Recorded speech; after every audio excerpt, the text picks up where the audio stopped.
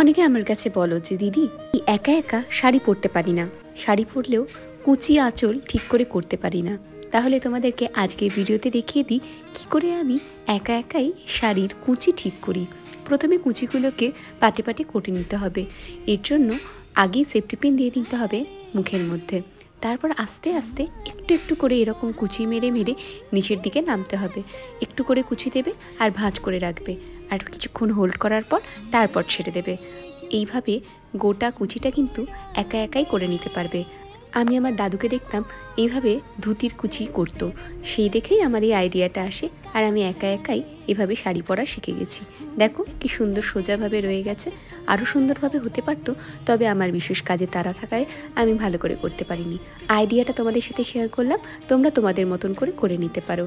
আর ক্ষমা করে দিও, রাস্তার ধারে বাড়ি হওয়ার জন্য খুব গাড়ির আওয়াজ আসছে। দেখা হচ্ছে নেক্সট ভিডিওতে।